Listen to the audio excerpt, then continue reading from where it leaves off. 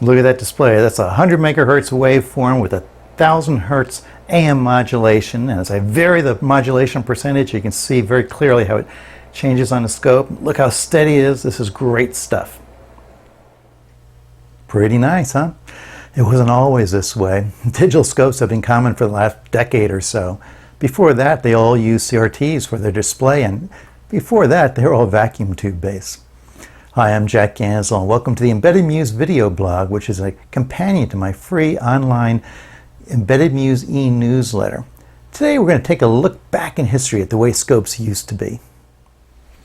This is a Philco 7019 scope that premiered in the late 40s at $66. That's about $700 today.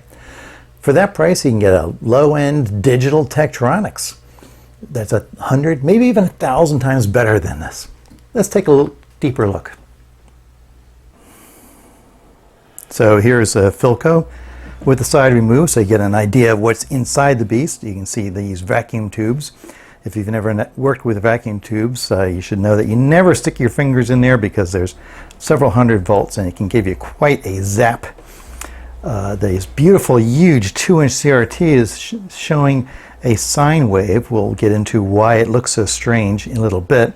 It's a little hard to see. The CRT is not that bright, but don't worry, it comes with this sunshade you can pull out to get a better view in bright light conditions. There are a variety of controls. For example, this control controls the sweep rate, how fast the horizontal beam is moving across the screen. There's controls in here to control where the synchronizing function comes from, vertical gain, horizontal gain, things like that you're used to, intensity, of course, and focus. Let's see how it works. We'll start with the CRT, which of course stands for cathode ray tube, and it's a good name because there's a cathode at the left end there, which is heated by 6.3 volts of AC, and it shoots rays, or in this case, a stream of electrons down the tube where they hit a phosphor screen. The beam of electrons go through 4 deflection plates, which, when a charge is applied to them, moves the beam either up and down or left and right across the screen. This is a CRT out of that oscilloscope, and the deflection plates are located right back in this area here. To see how they're organized, if I could draw them on the front of the screen, there's 2 that control vertical deflection and 2 that control horizontal deflection. And though they are positioned in the back of the tube, the electron beam goes screaming through here, goes between the plates, is deflected by those plates, and then impinges on the phosphor screen. A picture is worth 1,000 words. I guess a video is worth 1,000 pictures. So I'm out here in my shop with this tube. This is a CRT very much like the one that's in that Philco scope, and it's roughly the same vintage. And we're going to dismember it so you can see what's inside of it. Believe me, folks, don't try this at home. I put the CRT inside of a box with a piece of plexiglass on top to protect us from flying shards, because after all, this thing has a vacuum in it. Or wait a minute, is there a vacuum in it? Or there's nothing in it. So is there a vacuum in it? I don't know.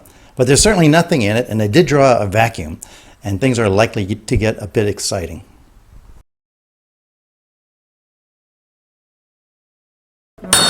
Oh. That was fun. So here's the tube. This is all the guts of the tube except for the screen with the phosphor on it. Electrons are generated back here on the filament, which heats up the cathode, and the electrons stream through the tube in that direction before impinging on the screen. In the meantime, before they get there, they go through this set of plates and this set of plates. If the tube's oriented like this, then these 2 are the vertical deflection plates. When you put a voltage on this, it deflects the beam up or down. And these 2 are the horizontal deflection plates. A voltage applied to there deflects the beam left and right. And of course, this is all happening very quickly inside the tube. The input signal to the scope goes through a vertical amplifier, which increases the amplitude up to the couple hundred volts necessary to deflect the screen. There's also an oscillator, which goes into another amplifier that drives the horizontal deflection plates, and the oscillator's frequency can be controlled by a potentiometer, as shown on the screen. The oscillator produces a sawtooth-like ramp, as I've just drawn, and what that does is it moves the beam across the screen from left to right at some relatively slow speed. and it returns very quickly back to the left. Suppose you wanted to look at a sine wave on a scope display. In order to maintain a stable display, you'd want to start the sweep from the left side of the screen at the same point on the sine wave every single time. So that ramp generated by the horizontal oscillator would be synchronized to the sine wave itself. So going back to the Agilent, here we're looking at a sine wave, but there's no trigger established, so it's totally unsynchronized and it's random everywhere. As I vary the trigger level, see there's a trigger level, and I bring it down into the waveform, this is now starting the wave, going across the screen at this trigger point right here. You can see. As I bring it down, you can see it starts that wave going across at lower and lower levels. That's what triggering is all about. You notice that the signal doesn't look anything like a sine wave, although by adjusting the sweep rate here, I can sort of get it to look like that. And there are a couple of reasons for this. Number one is the Philco has no trigger at all on it. This is done as a totally just repetitive oscillator going across a horizontal axis, which is not synchronized to the input signal. And by changing the frequency of that oscillator, I can attempt to match that of the incoming sine wave. But it's very difficult to get any kind of stable signal at all. This bright flat line is because the return, when the sweep comes from the right back, it is not blanked, it's not turned off. If you looked at a schematic for a traditional television set or something, you see there's a blanking interval where on that return beam, the beam itself is turned off. But this scope is so small that doesn't happen. Sort of interesting, there's not even a reticule. You notice there's no divisions, there's no boxes on the screen. The manual suggests that you go ahead and make one. My fancy Agilent, of course, has position controls. I can move the beam up and down. As a matter of fact, it's kind of nice. When you get to the 0 position, it just stops because it assumes you might want to be there. You have to keep turning the button to move it past it. It's a nice feature. Or I can move it left and right. Every scope has this, of course. But this scope doesn't have one. There's no position control. 2 gain controls, sweep rate, fine sweep rate, where the sweep comes from, and intensity and focus. That's it. That's all the controls. Where's the horizontal? Where's the vertical position? In order to save money, they give you a magnet. And you position the magnet inside the cabinet in order to position the beam properly. See how that is moving the beam around? Because, of course, as we know from our basic electricity, a magnetic field can interfere with an electric field. And what's happening is this magnet is pulling the electrons around. And I'm squishing. Oh, look how it distorts it. What fun, huh? If you've ever done this to an old-fashioned CRT TV, you know what happens. If you put a magnet against the screen, especially a color TV, old-fashioned black CRT screen, it will distort all the colors because it moves the beam to incorrect positions on the screen. So it's pretty crude, but it can be effective. You can also see this line burn on the screen. For 60 years, this beam has been sweeping back and forth and has burned the phosphor off the screen.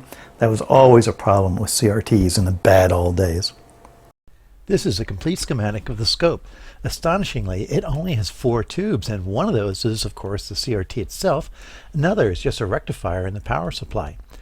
If you look in the upper left-hand corner, you see the vertical amplifier. The signal comes in into the scope, is amplified, and you can see it's applied right to the deflection plates inside the CRT. Down on the lower right, we have the horizontal oscillator, and the frequency of that is controlled by the selection of the capacitors by that selector switch, as well as the potentiometer, which I had pointed out before. This is the horizontal oscillator inside the little Philco scope. It should be a perfect sawtooth, but as you can see, it's quite curved, which accounts for some of the distortion of the sine wave that we saw on the Philco earlier. Now, this is about 120 volts. We're not talking about low-level logic signals here. And you'll note during this interval here is the return time when the beam sweeps from the right side of the Philco back to the left. You want that to be very, very sharp, so the return is very, very fast. But as you can see, it's not that fast. Matter of fact, it takes about 200 microseconds for the beam to return, which also accounts for some of the terrible display we saw. At the beginning of this video, I showed you a 100 megahertz signal with a 1000 hertz AM modulation on it on a nice Agilent. This is almost the same signal being shown on the little Philco, except that there's no way it can see anything. It looks like 100 megahertz. So I've cranked this down to the slowest my signal generator will go, 500 kilohertz, with that 1000 hertz AM modulation on top of it. As you can see, none of the half a megahertz is visible at all, because the bandwidth of the scope is only 100 kilohertz. That's 1,000th of what a little $400 100 megahertz digital scope would get you today. It's nothing.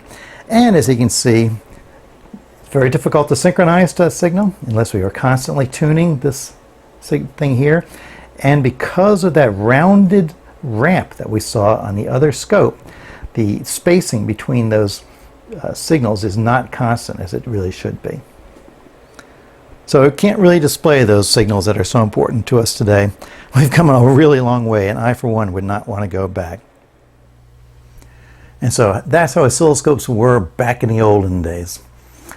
Thanks for watching, and be sure to go to Gansel.com for more videos and over 1,000 articles about better ways of building embedded systems.